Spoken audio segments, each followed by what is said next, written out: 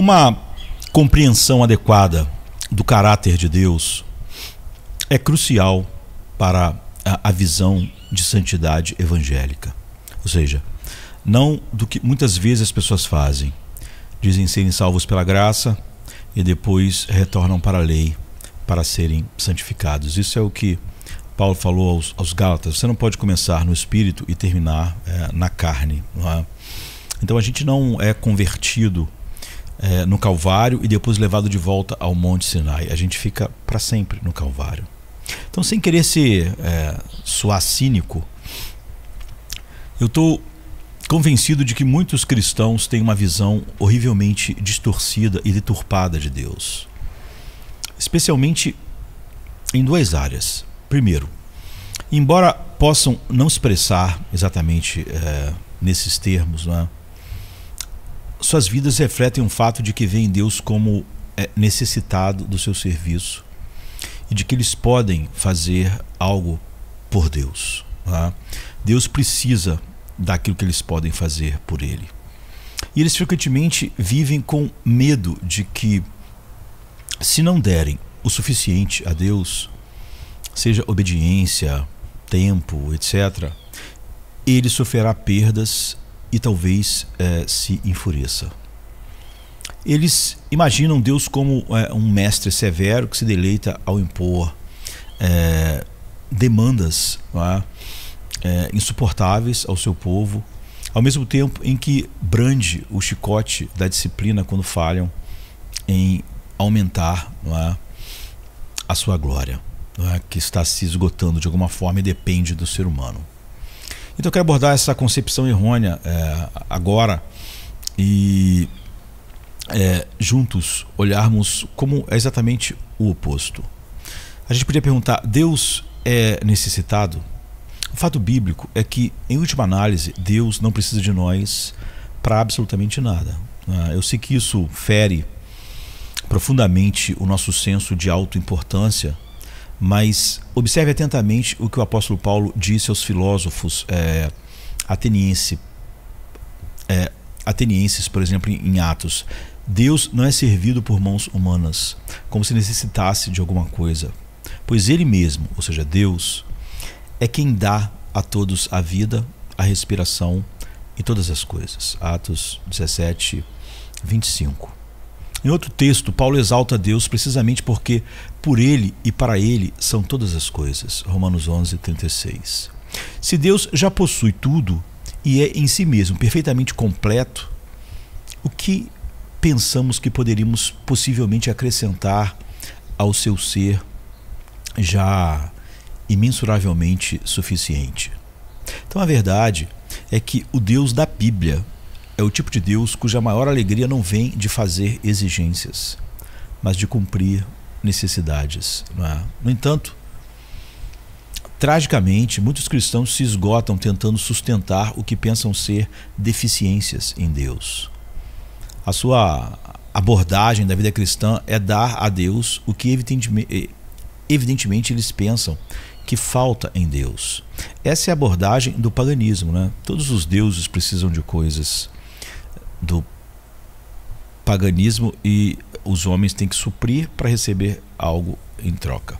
Mas Deus é honrado, só é honrado não quando nos esforçamos para reforçar o que pensamos erradamente, não é? E contrário à Bíblia, pensamos ser o seu suprimento diminuto e que nós vamos ajudar a suprir. Mas quando vemos que Ele é uma fonte infinita, e então a gente vai a Ele humildemente para receber da sua misericórdia e bondade o que somente Ele pode fornecer. Então, contrariamente ao que alguns têm dito sobre você ter uma visão evangélica da santificação, ela é a única coisa, o evangelho é a única coisa que pode gerar tanto salvação, justificação, regeneração e santificação, não é? Então nós somos levados a Deus porque tudo que Deus fez é totalmente teocêntrico, é totalmente gira, ele é o centro de tudo, e só nele nós podemos encontrar não só a razão, mas como o deleite na nossa existência. Então é muito fácil nós depreciarmos Deus, não é? Eu sei que isso sou estranho, mas há uma maneira de servir a Deus, né, que o diminui, que o insulta e assim o priva de glória. Devemos ter cuidado para não servir Deus de uma forma, servir entre aspas, né, de uma forma que implique uma deficiência da parte dele ou afirme a nossa indispensabilidade para ele, que nós somos fundamentais. Deus não precisa do nosso serviço ou da nossa ajuda. Nós precisamos do dele. Então, seu propósito na Terra não é sustentado por nossa energia e nossas capacidades ou pelo que podemos fazer. Pelo contrário, nós somos sustentados e fortalecidos por ele. Não temos nada de valor que já não seja dele, por direito. Então foi o próprio Jesus quem disse: pois o Filho do Homem não veio para ser servido, mas para servir e dar a sua vida em resgate por muitos. Marcos 10, 45 e também Mateus 20, 28. Então aqui Jesus faz uma afirmação que não se encontra nos lábios de nenhum outro líder religioso ou mestre.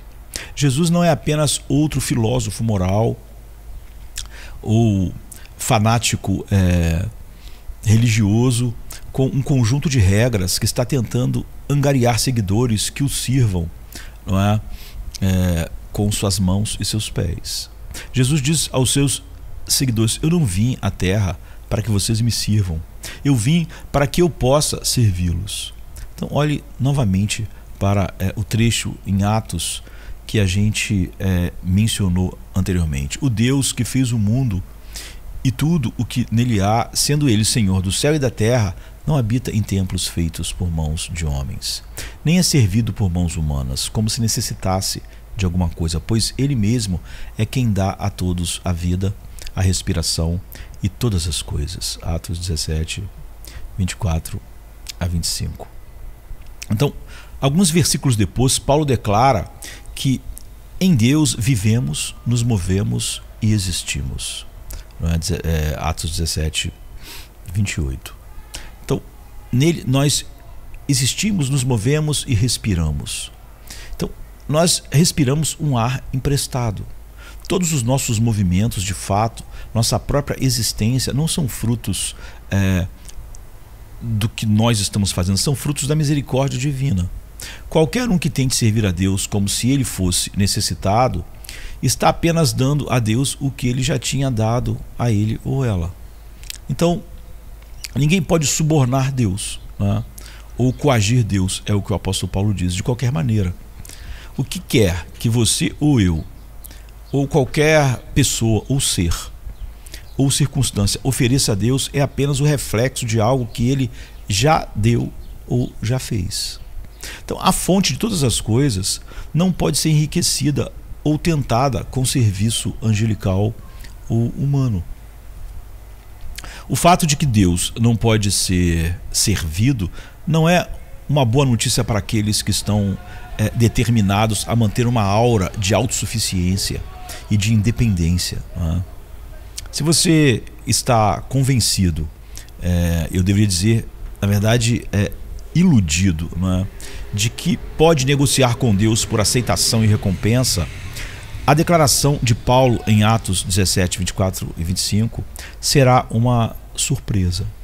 Se você está entre aqueles que pensam que podem fazer, dar ou fornecer algo para Deus que o colocará em dívida com eles, este princípio será dolorosamente perturbador para a sua alma, não é? Muitos não vão dizer assim, mas muitos falam assim: por que isso está acontecendo comigo? Aí eles vão dizer: eu tenho vivido uma vida...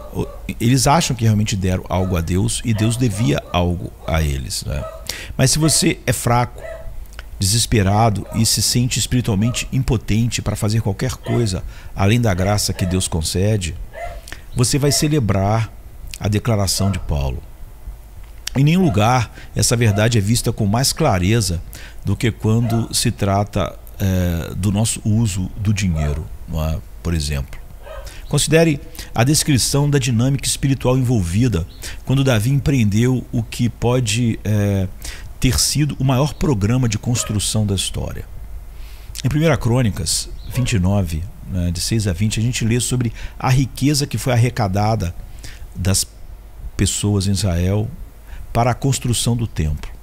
De uma perspectiva puramente humana, pareceria que Davi e os israelitas devem ser parabenizados por darem tão generosamente para a obra do Senhor.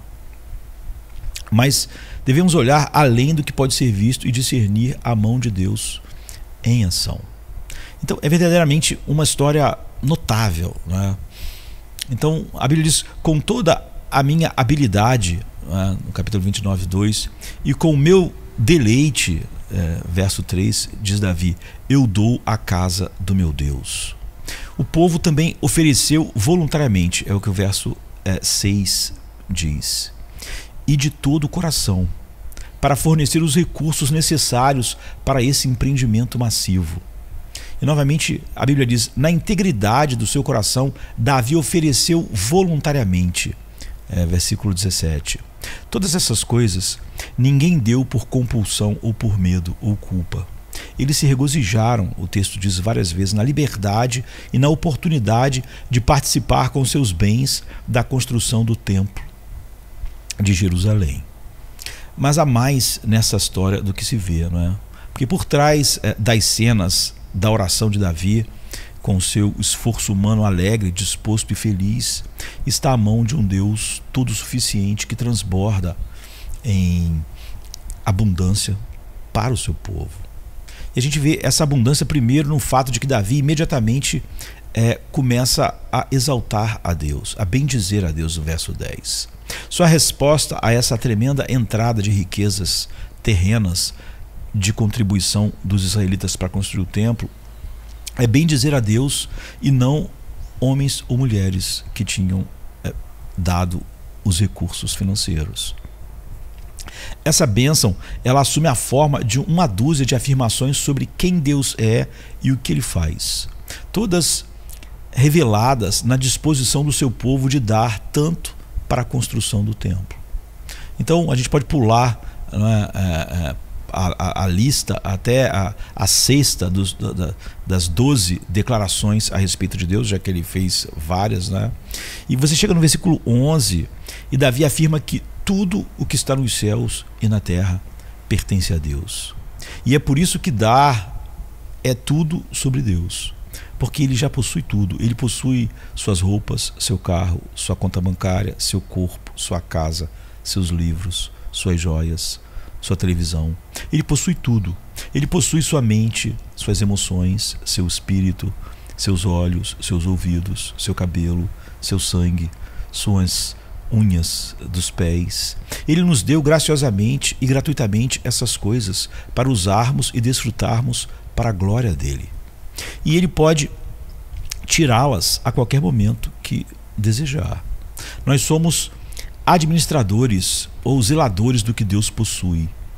Ele também é dono de cada centavo, não é? Ou ciclo lá, não é? Que possamos escolher dar a Ele voluntária e alegremente. E a nona dessas 12 declarações não é menos impressionante em suas ramificações. No verso 12, Davi diz de Deus que tanto as riquezas quanto a honra vêm de ti. Riquezas e glória vêm de ti. Tu dominas sobre tudo. É uma das passagens mais lindas da Bíblia, né? Então Deus não é usurpador de coisas que não são legitimamente dele. Do ponto de vista puramente humano, o dinheiro e as riquezas dados para a construção do templo de Jerusalém parecem vir do trabalho, energia, poupança e investimento do povo de Israel. Talvez alguns tenham lucrado com transações comerciais bem feitas, talvez alguns tenham obtido um lucro incrível com a venda de alguma terra, mas não importa. Davi diz que todas as riquezas vêm de Deus. O que quer que alguém tenha trabalhado, ganho, investido, vendido e então dado, eles primeiro receberam de Deus. Então novamente no verso 12 Davi afirma que esta, né, é uma verdade abrangente. Ele afirma que está na mão de Deus, ele diz, fazer grande e fortalecer a todos. Ou seja, qualquer energia ou realização que possam ser atribuídas ao povo que contaram para o que forneceu, não é? Aquilo que eles deram, tudo isso veio finalmente de Deus. Poder, influência, engenhosidade, mente, sucesso, compromisso, fidelidade, seja o que for, são os resultados da operação graciosa e gentil de um Deus benevolente e doador que trabalha em e através do seu povo para o bem deles e para a sua glória. E a 11ª coisa que Davi diz vem na forma de uma pergunta: mas quem sou eu? E quem são o meu povo para que possamos oferecer tão generosamente como essas coisas que foram dadas? Verso 14. Então essa é a maneira de Davi dizer que Deus é aquele que nos capacita a fazer o que não merecemos, ajuda para fazer. Não é? Quem somos nós, pergunta Davi, para recebermos a ajuda de Deus que nos mobilizaria para produzir essa riqueza e então mexer com nossos corações para alegremente doarmos? Somos pecadores. Não merecemos nada além de julgamento, juízo e morte. Talvez o mais instrutivo do que Davi diz vem em seguida, no versículo 14. Porque ele diz: pois todas as coisas vêm de ti, e da tua mão nós estamos te dando. Então ele não diz para a tua mão, como se tivesse originado conosco e terminado com Deus, não é? Em vez disso, ele diz da tua mão. Em outras palavras, tudo o que eles deram primeiro receberam da mão de Deus. Ele diz algo muito semelhante no versículo 16. Ele diz: ó Senhor nosso Deus, toda esta abundância que preparamos para construir uma casa para o teu santo nome vem da tua mão e tudo é teu. Não oferecemos a Deus o que ele carece, né? Ao dar, não acrescentamos aos seus recursos ou aumentamos o saldo, né, da sua conta bancária. Como você pode aumentar a riqueza de alguém que já possui tudo? Nossa doação é apenas um reflexo da doação de Deus, não é? Em 12º lugar, e finalmente, né, Davi ora para que Deus preserve para sempre nas intenções do coração do povo e dirija o coração deles a ti, e dê ao meu filho Salomão um coração perfeito para guardar os teus mandamentos. Versículo 18. Então, até a habilitação de Deus nessa questão não é simplesmente porque ele torna possível para nós trabalharmos duro. Não é simplesmente porque ele concede riquezas a quem ele deseja, mas é porque ele realmente nos dá a vontade de dar. Ou seja, o desejo de dar com alegria vem do próprio Deus. Sim, as pessoas fizeram a doação, versículo 9. Eles deram voluntariamente, por sua própria vontade e com alegria. Foi uma doação genuína, livremente escolhida, prazerosamente engajada. Eles tomaram decisões reais, decisões sacrificiais, decisões que fizeram a diferença, decisões sem as quais o templo não teria sido construído. Mas, misteriosamente, de maneiras que você e eu nunca entenderemos completamente, abaixo e por trás dessas escolhas estava o trabalho gracioso e capacitador de Deus, não é? Pelo Espírito Santo. O que tudo isso significa é que o nosso Deus é um Deus de riqueza infinita e inimaginável. Ele possui tudo o que existe. Não é? Ele não precisa de presentes, oferendas ou contribuições como se fosse pobre, desamparado e dependente. Nós somos pobres. Nós somos os pobres, os desamparados, os dependentes. Deus é sempre o doador. Nós sempre somos os receptores. Devemos entender isso se quisermos progredir no crescimento em nossas vidas cristãs e em nossa busca pela santidade. A gente pode saltar do Velho Testamento para o Novo, né? E vários séculos, até lá de 1 Crônicas para 2 Coríntios, e observar que o serviço de Deus em nome do seu povo não diminui com o tempo ou com a mudança de testamento, o Velho Testamento para o Novo Testamento. O apelo apaixonado de Paulo em 2 Coríntios 8 e 9 para dar generosamente surgiu da pobreza da igreja em Jerusalém. Você pode ver isso em 1 Coríntios 16, 1 a 4, Romanos 15, de 25 a 27. Então, as razões para essa crise são numerosas. Além da superpopulação, havia ostracismo social e econômico por causa da conversão daquelas pessoas. Então houve ruptura de laços familiares, perseguição e os efeitos persistentes da fome de 46 depois de Cristo, como você pode ver em Atos 11, de 27 ao 30. Então, os esforços de Paulo para arrecadar dinheiro para ajudar os santos em Jerusalém eram claramente justificados. Isso foi uma expressão concreta de sua resolução, como afirmado em Gálatas 2:10. Ele diz: somente pediram que nos lembrássemos dos necessitados em Jerusalém. A mesma coisa que também estava ansioso para fazer. Então, ao apontar para o exemplo de doação sacrificial dado pelos macedônios, ou seja, a igreja dos filipenses, dos tessalonicenses, né, e os de Bereia, Paulo, que são os macedônios, que estavam numa situação difícil também e de pobreza, mas quiseram muito ofertar e ajudar a igreja em Jerusalém. Então Paulo espera estimular os coríntios a completarem seus esforços, ou seja, os esforços dos macedônios, contribuindo para a igreja em Jerusalém. Você pode comparar então 2 Coríntios 8, 10 a 11 com isso. Então Paulo apela para os crentes na Macedônia, para os coríntios, a partir do que os crentes da Macedônia tinham feito. Mas assim como Davi em 1 Crônicas, Paulo prontamente reconhece que o que eles fizeram em servir a igreja em Jerusalém é o fruto do que Deus tinha feito em servir eles. Se os macedônios, Paulo diz, se deram ao Senhor nesse ministério, ou seja, ao ofertar, eles estavam se dando ao Senhor. Versículo 5. É porque Deus primeiro, ele diz, se os macedônios se deram ao Senhor nesse ministério, é porque Deus primeiro deu sua graça, no versículo 1, a eles. Qualquer realização por parte deles é elogiada, mas é atribuída em última instância à atividade prévia da graça divina. Aqui a gente vê a harmonia entre a presença antecedente da graça divina e a responsabilidade moral das decisões humanas que trabalharam o coração humano. Então no versículo 3 Paulo diz que eles deram de própria vontade, enquanto no versículo 1 sua disposição é rastreada até um presente de Deus, a graça, não é, de Deus.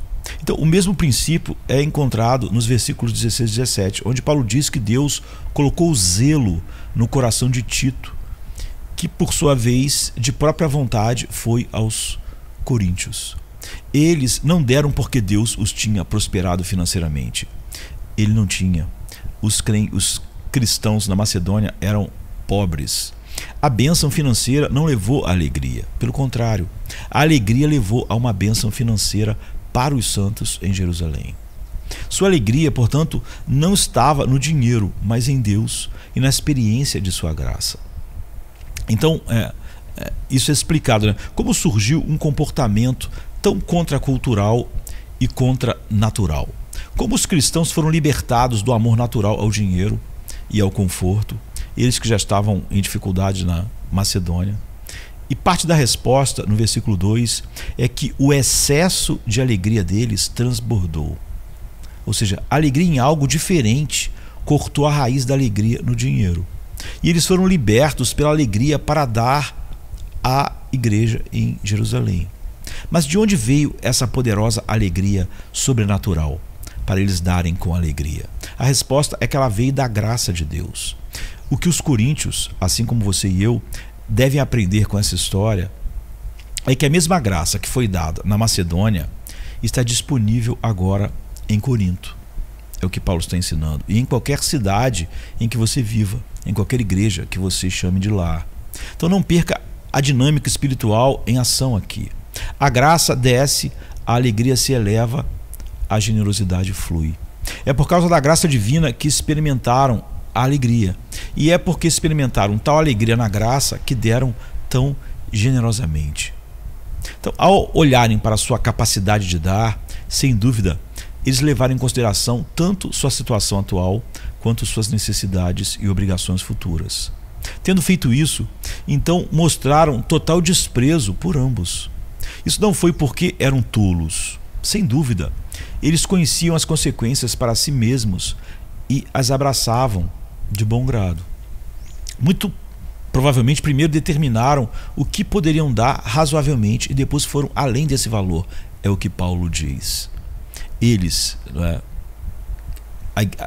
as igrejas pobres da Macedônia, eles puderam adotar essa abordagem porque a graça estava operando em seus corações.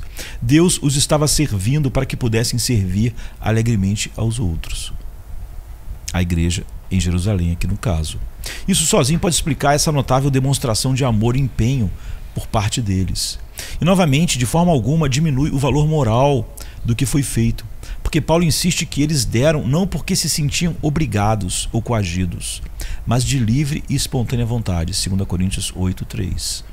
Eles não deram por ganância, pensando que ao dar, eventualmente receberiam mais em troca.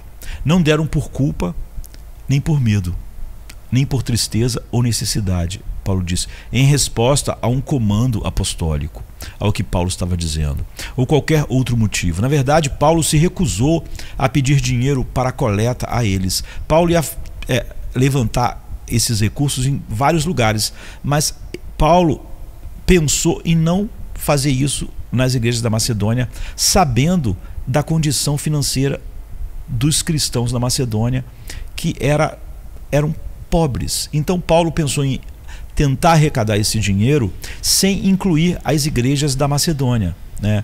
Filipos, Tessalônica, Bereia.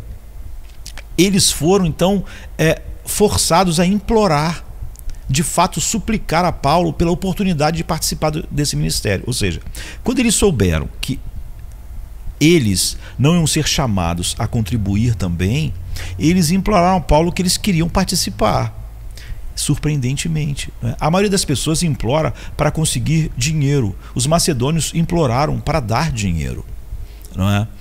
Quando os macedônios empobrecidos, não é?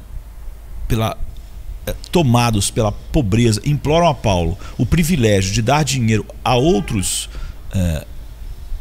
em Jerusalém, nós podemos supor que é isso que eles querem fazer.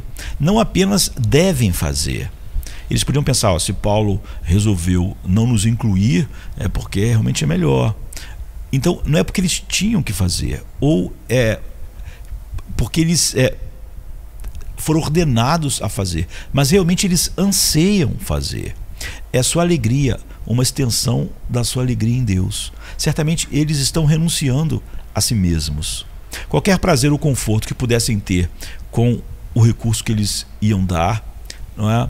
Mas a alegria de estender a graça de Deus à igreja em Jerusalém é uma recompensa muito melhor do que qualquer coisa que o dinheiro deles poderia comprar. É o que eles pensaram. Então os macedônios descobriram o trabalho da alegria em Deus no coração, o prazer em Deus, o que gera amor, né? Obediência feliz. É o transbordamento de alegria em Deus que alegremente atende às necessidades que foram colocadas. Paulo coloca tudo isso em perspectiva em 2 Coríntios 9, com duas afirmações relevantes para o que a gente está vendo. Primeiro, ele declara que Deus ama quem dá com alegria, versículo 7. Mas se Deus ama quem dá com alegria, ele fica descontente quando as pessoas dão sem fazê-lo com alegria, mesmo que sua doação seja generosa. Quando as pessoas não encontram prazer, a palavra de Paulo é alegria, né? Em seus atos de servir, Deus não encontra prazer neles. Isso significa que se não temos alegria, não devemos dar de jeito nenhum? Não, porque como a gente vê na palavra, embora o amor sem alegria não seja o nosso objetivo, ainda assim é melhor fazer um dever sem alegria do que não fazê-lo, desde que haja um espírito de arrependimento pelo fato de o nosso coração ainda não possuir alegria, e então pedir a Deus alegria. Em seguida, observe também a promessa de abundância nos versículos 8 e 11, um trecho que foi bastante distorcido por muitos que defendem uma forma grosseira de evangelho da prosperidade. Na verdade, Deus diz àqueles que dão com alegria e generosidade: tudo bem, vejo que vocês vão levar isso a sério. Bom, vocês estão levando a sério. Bem, eu também vou fazer uma promessa a vocês. Enquanto vocês estiverem dispostos a dar uma disposição que, como vimos, tanto em 1 Crônicas quanto em 2 Coríntios 8, flui primeiro da atividade antecedente da capacitação graciosa de Deus, eu nunca os deixarei sem recursos para fazer isso. Nunca permitirei que vocês se empobreçam ao dar. Isso é uma promessa. Claramente, Deus promete suprir as necessidades daqueles que estão sendo generosos lá. Paulo quer que os coríntios estejam livres do medo de que dar generosamente os deixará empobrecidos. Mas com que propósito, com que objetivo Deus faz com que o fiel cristão generoso abunde? Porque Deus promete abundância àqueles que dão com alegria e liberdade. Antes de responder a isso, você percebeu o uso inabalável de universais de Paulo em 2 Coríntios 9:8. Ele diz: Deus pode fazer que toda a graça vos abunde, para que, tendo sempre em tudo toda a suficiência, abundeis em toda boa obra. Quase se poderia pensar que Paulo está tentando enfatizar um ponto. Então, por que Deus promete abençoar você se você é alegre e livre em sua doação? Deus promete continuar a servi-lo financeiramente para que possas ter fartura para toda boa obra. Capítulo 9, verso 8. Novamente, é para que ele possa multiplicar as sementes que vocês semeiam. 9:10. Finalmente, é para que vocês sejam enriquecidos em tudo para toda generosidade. 9:11. Paulo está afirmando que Deus nunca mexerá em seu coração para dar e então deixará de lhe fornecer o necessário. Mas a ideia de que devemos dar para que Deus então nos enriqueça pessoalmente ou nos dê mais, com o objetivo de aumentar nosso conforto, conveniência e poder de compra, é totalmente estranha ao ensino de Paulo. A riqueza pessoal é vista aqui não como um fim em si mesma, mas como um meio para um objetivo ainda mais elevado, a generosidade. Devemos também observar no versículo 9 que Paulo enxerga a fidelidade de Deus em nos dar para que possamos poder continuar alegremente fazendo aquilo que é a nossa alegria. Em outras palavras, a verdade da promessa para nós no versículo 8 é uma questão de integridade divina. Se Deus não nos servisse fornecendo o que precisamos para nos engajarmos na boa obra, ali, no caso, o apóstolo Paulo está estimulando os coríntios a fazerem o que os macedônios, em uma situação muito pior, fizeram, a sua reputação como justo seria manchada. O nome de Deus está em jogo, e é por isso que podemos ter confiança de que Ele nunca deixará de cumprir as assertivas do versículo 8. Finalmente, os versículos 12 e 13 eliminam qualquer vestígio de dúvida quanto todo esse cenário é resultado do serviço a Deus, ao seu povo. Ali Paulo diz que esse ministério de dar evoca gratidão a Deus, pois todo ato de dar tem sua origem em sua graça. Versículo 12. Então, novamente, no versículo 13, ao contemplarem a sua doação, Paulo diz: eles serão levados a glorificar a Deus. Algo que faz sentido apenas se for Deus quem está servindo de maneira última a nós ao fornecer os recursos para dar. Então, em um trecho que praticamente pinga com sarcasmo divino, Deus dá um tapa em nossa arrogância ao dizer: se eu tivesse fome, não te diria, pois o mundo é meu e tudo o que nele contém. E invoca-me no dia da angústia e eu te livrarei e tu me glorificarás. Salmo 50, 12 e 15. Quando vamos a Deus em busca de resgate, livramento e ajuda em nosso momento de necessidade, todos ganham. Nós somos resgatados e Deus é glorificado, não é? E a gente deve lembrar, não é, alguns fatos. O Evangelho não é o anúncio de ajuda, nem é o chamado para o serviço cristão. Pelo contrário, o Evangelho nos comanda a desistir e pendurar, não é, um sinal de ajuda. É o contrário de estar pedindo ajuda, não é? O Evangelho é o que Cristo fez. Então, recrutas que querem ajudá-lo não o glorificam. Não é? Nosso Deus é tão completamente cheio de autossuficiência e tão transbordante de poder e vida e alegria que ele se glorifica ao nos servir. E foi o que Cristo fez, não é? Pela sua igreja, por aqueles que o Pai deu a ele. É por isso que se tornar cristão é tão humilhante. É a nossa admissão de que precisamos da ajuda de Deus, não uma oferta para ajudá-lo. Não é uma oferta para servirmos a Ele porque Ele precisa de servos. Então, uma das razões pelas quais tantos cristãos continuam a experimentar tanto fracasso é que eles pensam na santidade como se isso significasse acelerar, entre aspas, seus próprios motores morais e volitivos e dar um impulso a Deus e a sua causa.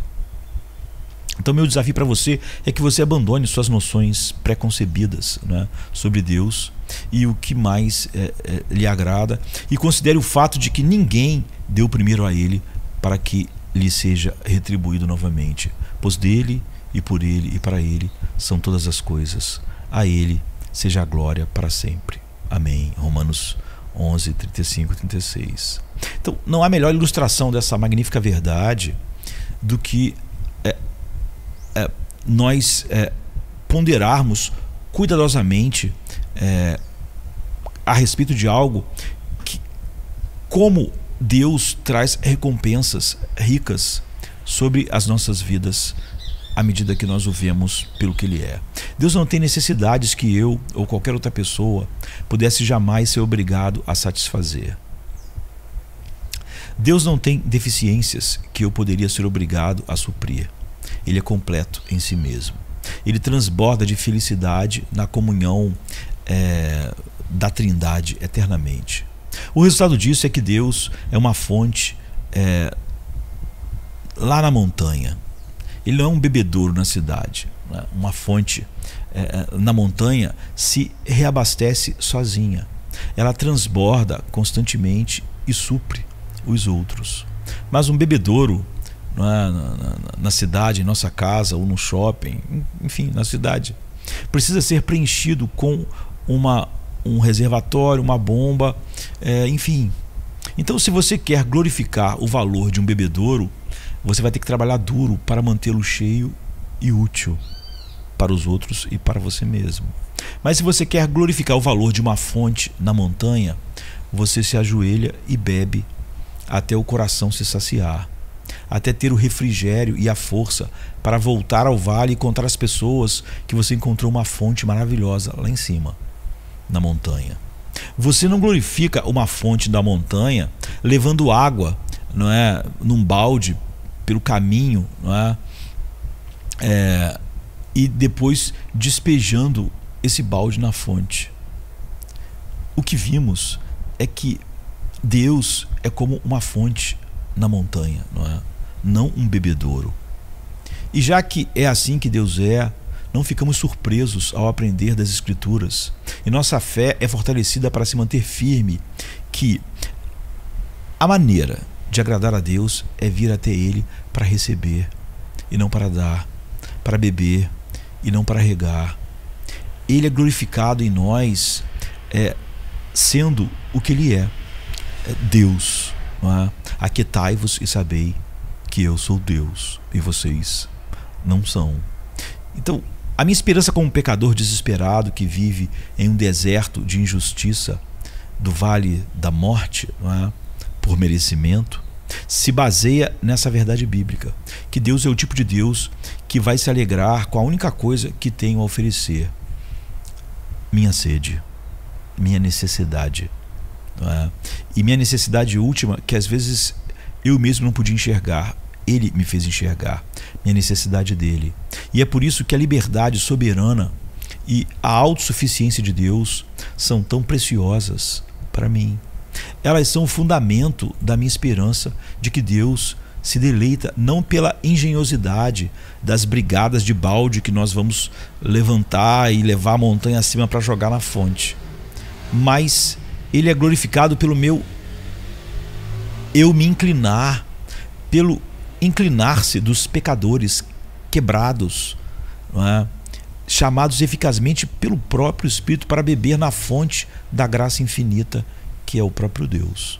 Em outras palavras, essa notícia, não é, inexprimivelmente boa para pecadores indefesos, não é, é o Evangelho, que Deus se deleita não quando oferecemos nossa força a Ele, mas quando esperamos pela dele. Essa boa notícia que tanto preciso ouvir repetidas vezes, na verdade, todos os dias eu preciso ouvir o Evangelho, se baseia firmemente em uma visão de Deus como soberano, autossuficiente e livre. Não é? Novamente, eu sei o quão estranho isso pode parecer, mas deve ser cuidadosamente considerado. Deus nos serve em tudo que temos, somos. Nele existimos, nos movemos e respiramos. Não é? Ele nos serve no sentido de que Ele usa todos os seus recursos divinos para nos criar, manter, ajudar, fortalecer, apoiar e prover nossas necessidades enquanto obedecemos ao seu comando de viver e usar todas essas coisas para mostrar a glória de quem doa todas as coisas, o próprio Deus. Jesus disse: estejam prontos e com as cintas atadas, e tenham as lâmpadas acesas. Sejam como aqueles que estão esperando o seu Senhor voltar de um casamento, para que quando ele chegar e bater a porta, eles possam abrir imediatamente. Felizes são aqueles servos a quem o Senhor achar fazendo isso quando chegar. Eu lhes garanto que ele se cingirá para servi-los e os fará sentar-se à mesa e virá servi-los. Lucas 12, 35 em diante. Aqui vemos que o Senhor insiste em servir mesmo na era futura, quando ele aparecer gloriosamente com seus poderosos anjos em fogo flamejante, como diz Paulo, por exemplo, em 2 Tessalonicenses 1,7. Por quê? Porque o coração mesmo de sua glória é a plenitude de graça que transborda em bondade para com pessoas completamente falidas e necessitadas. Da sua plenitude, da plenitude infinita que ele tem, nós recebemos graça sobre graça. Meu arrependimento, minha fé, todas as coisas são parte daquelas bênçãos espirituais em Cristo Jesus. Nele nós recebemos toda a sorte de bênçãos espirituais. Então considere essa declaração impressionante do profeta Isaías, não é? Desde os tempos antigos ninguém ouviu, nenhum ouvido percebeu, nenhum olho viu outro Deus além de ti, que trabalha em favor daqueles que esperam por ele. Isaías 64, 4. Então a boa notícia é que esse Deus que age e trabalha em nosso favor nunca se cansa, nunca fica fatigado ou dorme. Deus nunca diz: ufa, me dê um tempo, estou cansado. Não é? Jesus nunca diz à sua igreja: olha, vocês estão, estou cansado, já dei demais e agora eu tenho que reabastecer as baterias, a fonte ficou um pouco baixa, não é?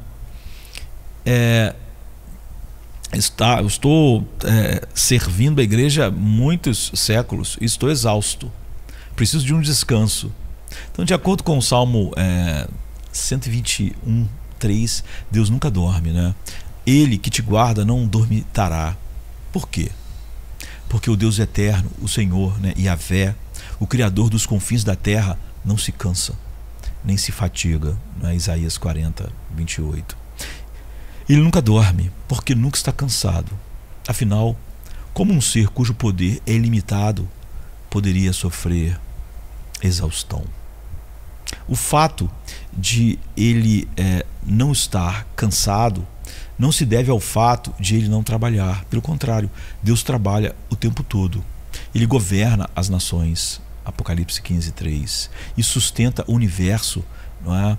Ele mantém o universo em existência momento após momento pela palavra do seu poder. Hebreus 1:3. Ele alimenta continuamente todos os animais da terra e de todos os lugares que possam haver, não é? Criaturas necessitando que necessitam alimento, né? Como Mateus 10:29, Salmo 104:21. Como nos diz também 2 Crônicas 16:9, Deus está constantemente à procura de maneiras para trabalhar por aqueles que colocam sua esperança nele. Ele quer mais trabalho, não é? Porque significa mais oportunidades para ele demonstrar sua suficiência infinita, seu poder, sabedoria, amor e misericórdia. Então pensar que poderíamos ter recursos para aliviar Deus de alguma coisa ou reabastecer sua energia esgotada é manchar seu caráter infinitamente autossuficiente. Se Deus precisasse de algo para fazer qualquer coisa, ele simplesmente falaria e do nada o que ele falasse viria à existência. Isso é o que diferencia o Deus de Israel de todos os chamados deuses, não é?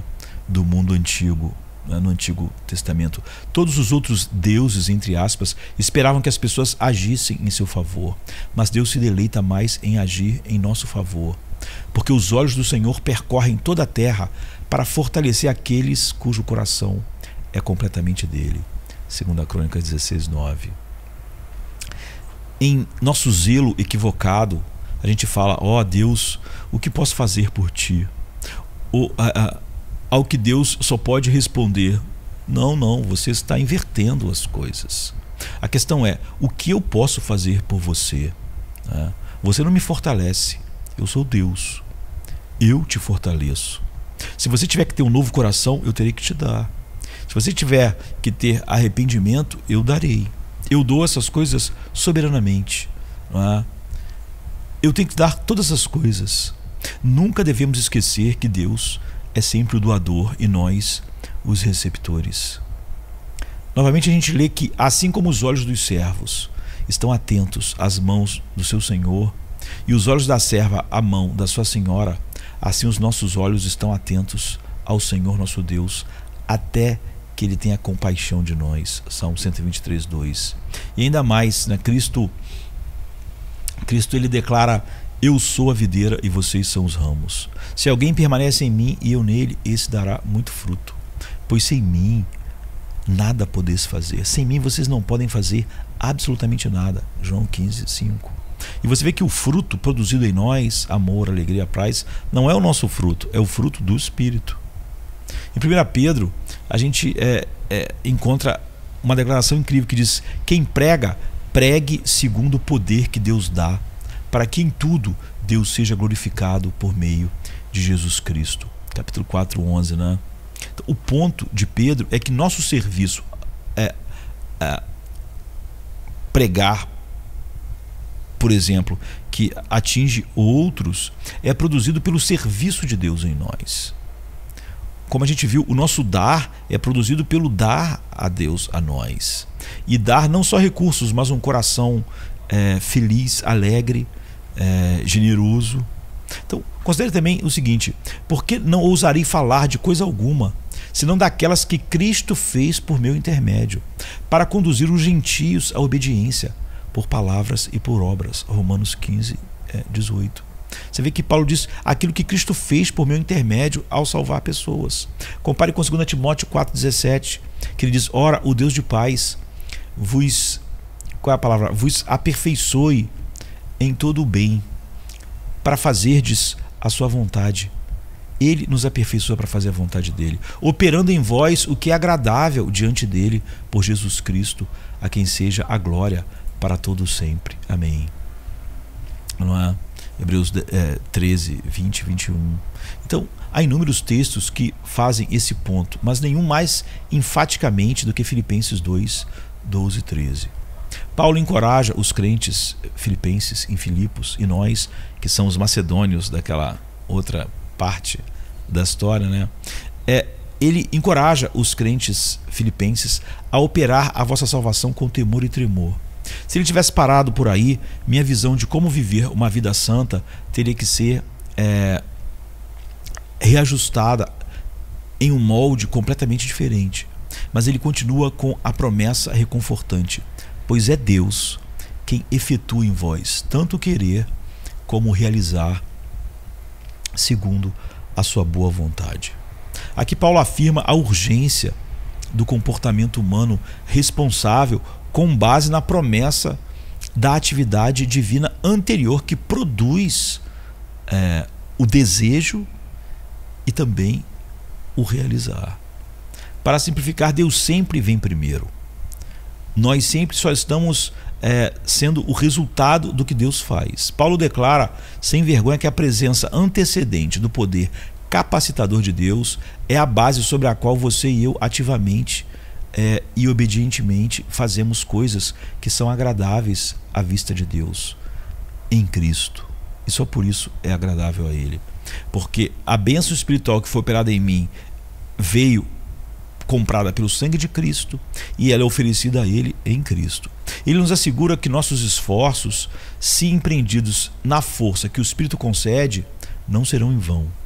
Temos uma esperança genuína de trabalhar em nossa salvação em todas as suas diversas dimensões, porque Deus já está trabalhando em nós para instigar, estimular e sustentar nossa resposta volitiva. Ele opera o querer e o efetuar. Então, cada impulso e ato do coração humano pode ser rastreado até a operação anterior do poder divino, sem de forma alguma diminuir o seu valor moral. O chamado urgente para fazer, para o fazer humano responsável, segue e decorre da certeza de um feito anterior divino. Então ninguém sabe exatamente como Deus faz isso, não é? A maneira ordinária do Espírito Santo de trabalhar em nós é através do funcionamento de nossas próprias mentes e vontades. Ele nos move a agir ao nos fazer ver razões para nos movermos a agir. Assim, a nossa autoconsciência racional, longe de ser aniquilada, ela é fortalecida.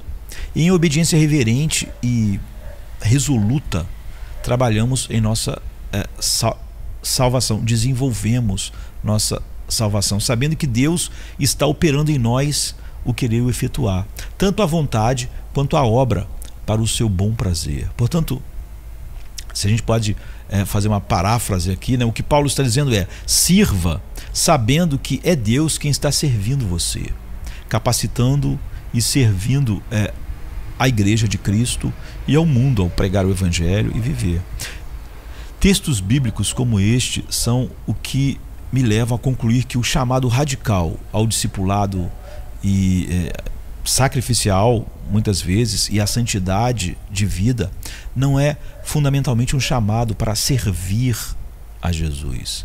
É um chamado para ser servido por Jesus, para que possamos então servir, não é? Nesse mundo caído como sal e luz a todos os povos, não é?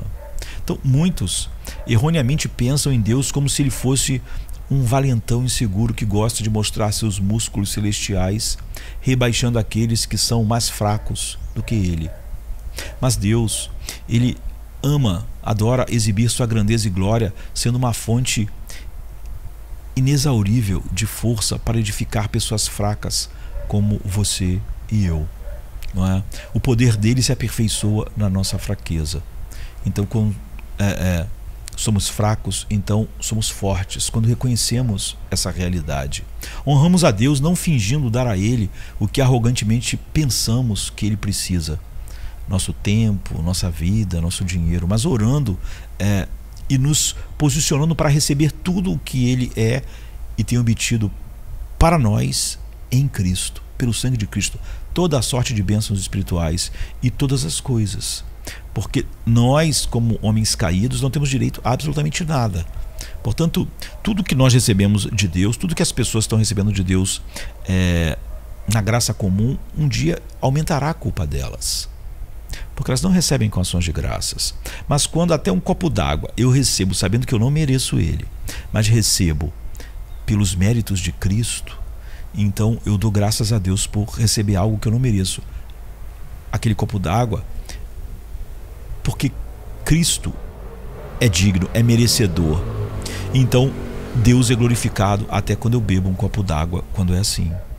Então por quê? Porque o coração mesmo da glória de Deus é a plenitude e abundância de graça que transborda em bondade para com pessoas necessitadas como você e eu, que estávamos mortos em delitos e pecados e não podíamos fazer nada, nem dar o primeiro passo, nem o segundo, nem o terceiro, sem que Deus nos tirasse da morte e depois continuasse operando em nós o querer e o efetuar.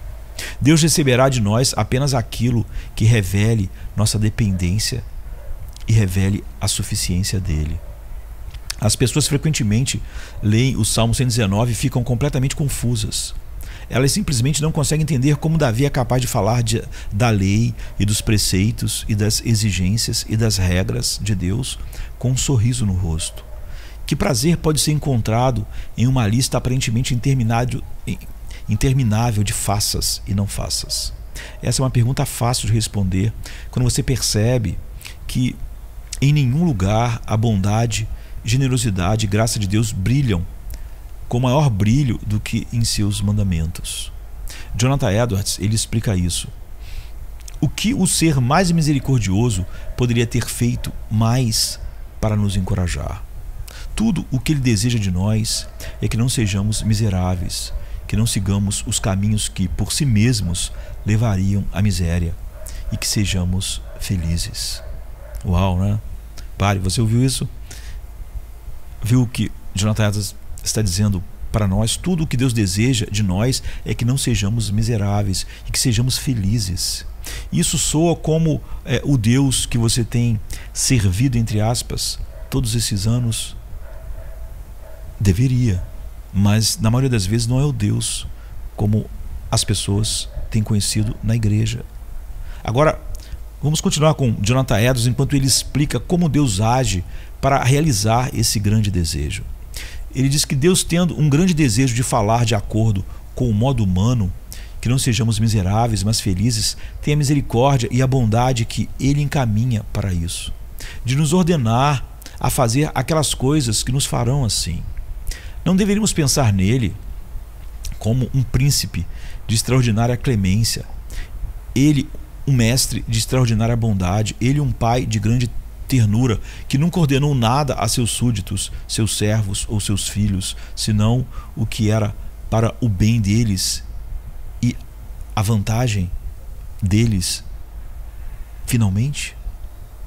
Mas Deus é tal rei, tal Senhor, tal Pai para nós, diz Jonathan Edwards, que cada sílaba de cada estatuto, cada cláusula de cada mandamento que já saiu da boca de Deus foi divinamente projetada para trazer aqueles que obedeceriam a maior felicidade imaginável do coração.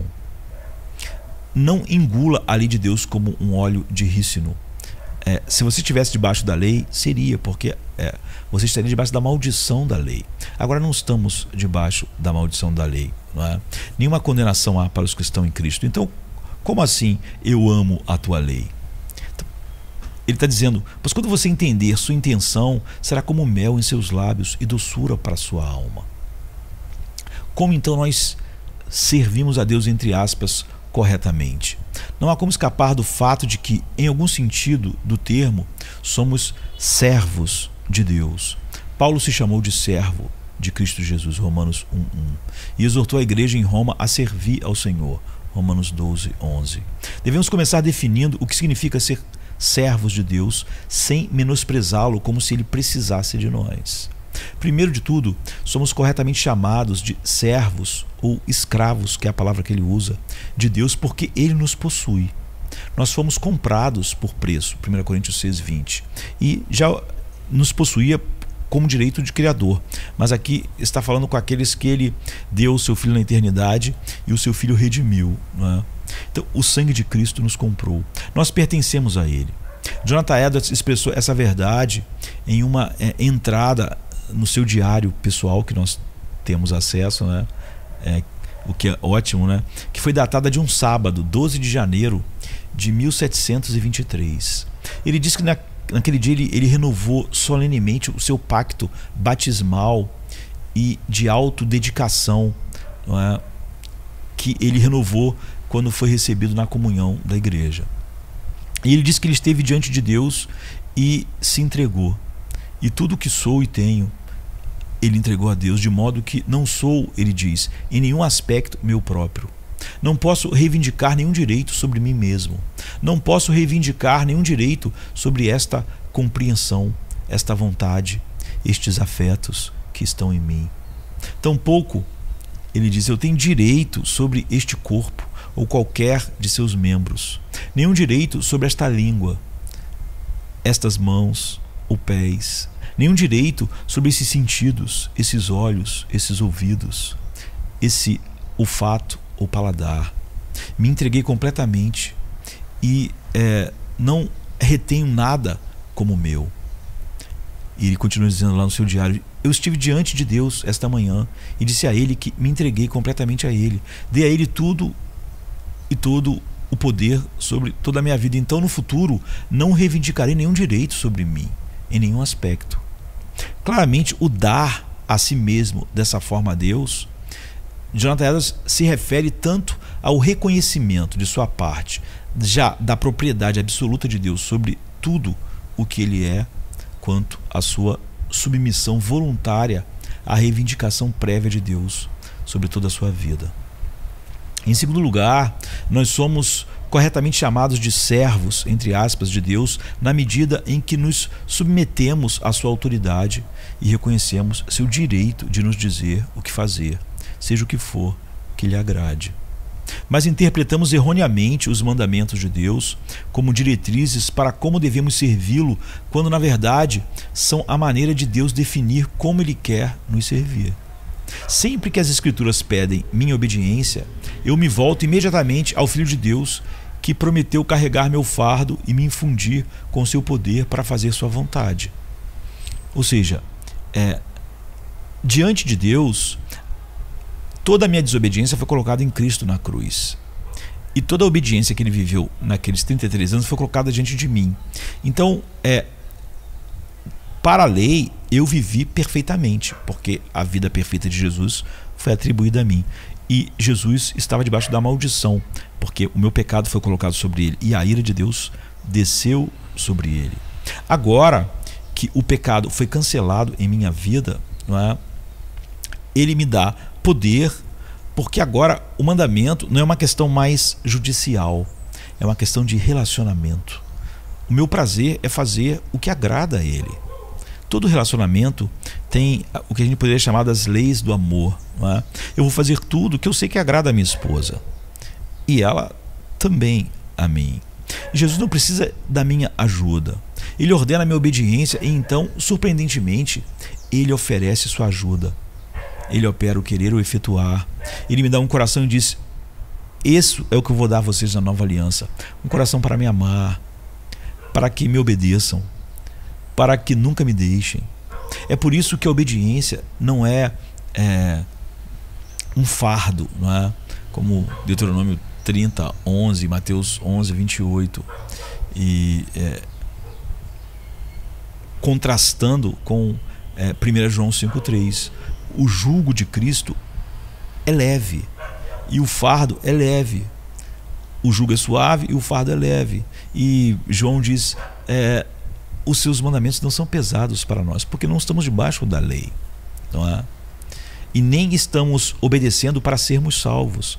Já estamos fazendo isso a partir de sermos salvos, de não estarmos debaixo da lei e de não ter nenhuma condenação, mas ter recebido todas essas coisas de Deus. O novo coração, uma nova natureza que o ama e deseja obedecê-lo, e que é capacitado por ele no querer e no efetuar essas coisas que me levam a desfrutar cada vez mais dele mesmo, o que é a felicidade sem fim. Deus provê o que ele exige, não é? O Deus que ordena é o Deus que mobiliza todos os seus recursos inexauríveis e energia divina em benefício daqueles que esperam nele, é o que ele diz. Então o chamado radical ao compromisso e à obediência a tudo o que é ordenado por Deus não é algo que fazemos por ele, mas coisas que ele nos capacita a fazer, não é? Para desfrutarmos dele e abençoarmos os outros. A razão pela qual podemos sacrificar a nós mesmos com confiança no serviço da propagação do Evangelho, na comunhão dos santos, é porque Jesus se sacrificou em tudo, nos servindo e nos supre de tudo que precisamos, e até mesmo o nosso querer e o efetuar. Ele prometeu me servir, me sustentando minha vontade enquanto eu vivo, não para mim mesmo. Não há nada para o qual ele me chame que ele não prometa prontamente e com uma consistência inabalável prover para que eu possa cumprir. Para usar outra metáfora, Deus é como um médico e você é o paciente. O paciente não vai ao médico com uma receita em mãos ou um diagnóstico em mente. Ele vai ao médico porque só o médico conhece o problema e pode prescrever um remédio para ele. O paciente, então, ele magnifica o médico quando vai em busca de alívio da sua dor. O paciente não se eleva acima do médico buscando sua ajuda, não é? A glória do médico é revelada em seu servir o seu paciente e usar todo o seu conhecimento e recursos para aliviar sua aflição ou curar sua doença. Da mesma forma, Deus, ele é honrado quando buscamos dele a cura, a restauração, a alegria, a paz, a satisfação, a realização que ele se deleita em proporcionar para nós. Somos os pacientes necessitados de ajuda. Somos os defuntos na sepultura, necessitando de ressurreição, antes de sermos chamados. Deus é o médico que fornece a cura. Os pacientes não servem aos seus médicos. Eles confiam nos médicos para boas prescrições.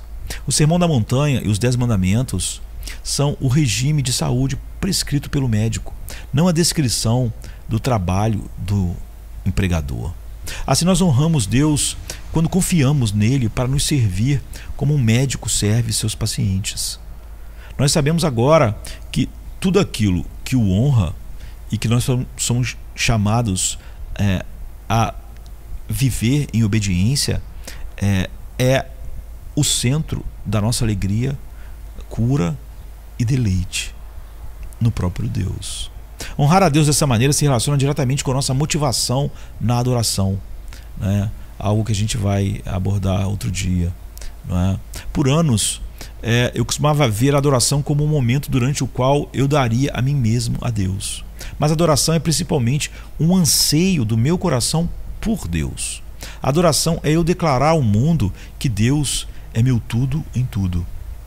O que eu vou fazer na adoração é dizer como Deus é suficiente, como Ele preenche todas as minhas necessidades e transborda meu coração de deleite e prazer, que somente Ele pode saciar a sede da minha alma e satisfazer a fome do meu coração. Nada mais nesse mundo pode. Davi tinha isso em mente quando comparou seu anseio por Deus com a vívida imagem de um cervo em uma terra deserta. O que o cervo pode dar para a fonte? Ansiando por água que dá vida. Assim como o cervo anseia pelas correntes da água, a minha alma anseia por ti, ó Deus. A minha alma tem sede de Deus, do Deus vivo. Salmo 42, 1 e 2. O foco nessa imagem não é o cervo, mas a água, a fonte. É nas propriedades frescas, refrescantes e sustentadoras do córrego do deserto que todos os olhos estão fixados. O cervo não traz nada para os córregos além da sua desesperança e sua sede. Sem o córrego, ele está morto. É assim que devemos nos aproximar de Deus quando adoramos. Desesperados, sedentos, famintos, ansiando e dependentes, sabendo que só Ele é uma fonte para nós, não é? Aqui está o que você é. Você é o servo sedento e Deus é a fonte transbordante. Você é a ovelha perdida e Deus é o bom pastor. Você é o Lázaro no túmulo e Deus é aquele que fica em pé e diz: saia para fora. Você é o mendigo falido e Deus é o generoso filantropo. Quem em cada um desses relacionamentos recebe a glória. Para resumir, né, o cerne de tudo o que Deus nos ajuda a fazer em seu serviço para conosco é maximizar a nossa satisfação, nosso deleite nele. Nós somos levados para aquela comunhão da Trindade, onde o Pai é eternamente satisfeito no Filho, o Filho no Pai, e o Espírito no Pai e no Filho, e assim por diante. Deus está comprometido, e isso é que é a sua graça. E da sua graça, da plenitude da sua graça, nós temos recebido graça sobre graça, né? Em fazer em nosso favor tudo o que precisamos para encontrar o máximo prazer e satisfação em seu Filho. Porque como nossas almas foram feitas para Ele, só podem encontrar descanso nele, não é? Então, há coisas que precisam ser juntadas no universo, né? Então, Deus tudo faz para a sua glória, não é? E Deus, ao fazer tudo para a sua glória, Ele é uma fonte infinita que me satisfaz. Então essas coisas não estão uma contra a outra. Quanto mais a minha vida glorifica a Deus, mais satisfeito e cheio de alegria a minha vida é. Então, a gloriosa boa notícia é que, ao contrário do que a igreja muitas vezes fala e prega, essa paixão, Deus fazer tudo por sua glória, não é algo que exclui a minha necessidade, porque na verdade Ele é glorificado satisfazendo a mim mesmo com tudo que Ele é. Então a glória de Deus e a alegria do meu coração caminham juntas, como o amor e o casamento, como o cavalo e a carruagem. Se esse é o caso, então minha motivação principal na vida deve ser aumentar meu deleite em Deus. Na verdade, minha oração todos os dias é: ó Deus, mobilize todo o seu poder em meu favor para maximizar meu prazer e alegria em Ti. Eu sou como um cervo sedento no deserto, clamando por Ti. Então não entenda mal, né, o que a gente está dizendo. Não estou dizendo que o prazer é colocado acima de Deus, nem que o prazer é Deus. Estou dizendo que o nosso prazer deve estar em Deus. O prazer ou satisfação que buscamos é o próprio Deus. Deus não é uma ferramenta para, com ela, nós encontrarmos o que vai nos dar prazer. Deus não é a pá, por assim dizer, para eu cavar e achar o meu tesouro, não é? Encontrar tesouros enterrados. Deus, Ele é o tesouro. A busca da felicidade do cristão é consumada quando encontramos em Deus o nosso tudo em tudo. Ele, e somente Ele, é a nossa recompensa grande, não é? Completa, plena, cheia. E nele nós temos tudo o que precisamos para a vida e piedade agora, e para desfrute de gozo e alegria por toda eternidade. Esse é o nosso Deus. Ele diz para nós: aquietai-vos e sabei que eu sou Deus. Amém, queridos. Amém.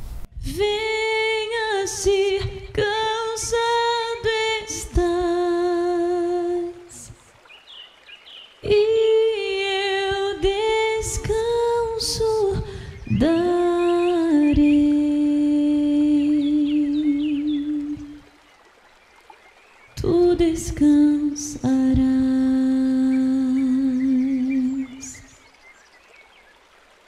Venha a mim se não tens paz, e eu darei paz sem fim. Terás paz sem fim.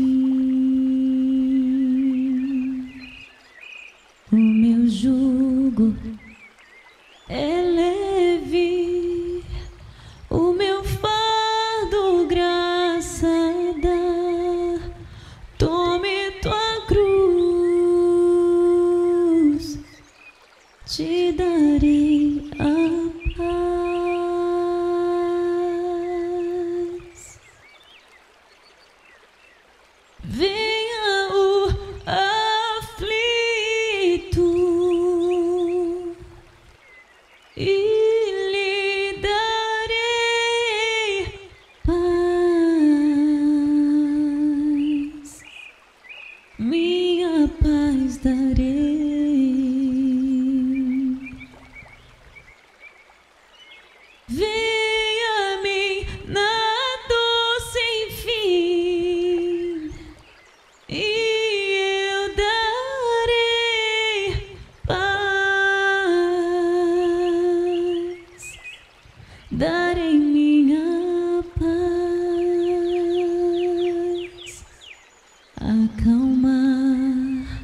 tuas águas e falar ao coração: tome meu fardo,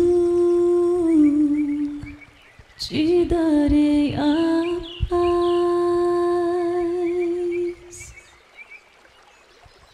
Venha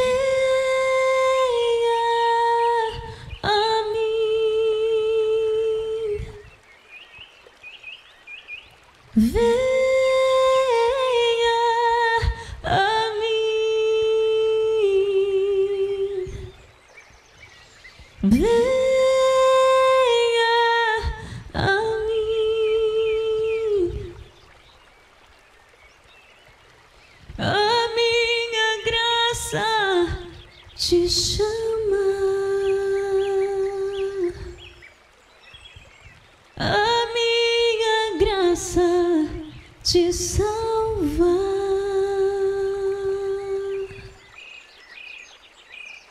Venha a mim se triste estás, minha alegria terás, alegria e paz.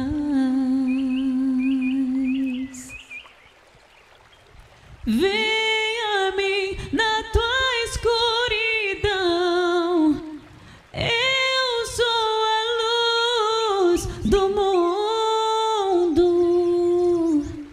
sou a tua luz.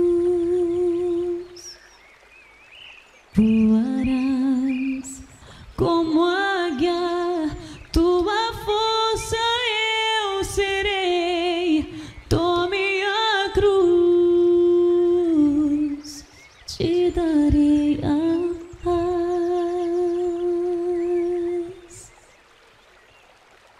Venha a mim, venha.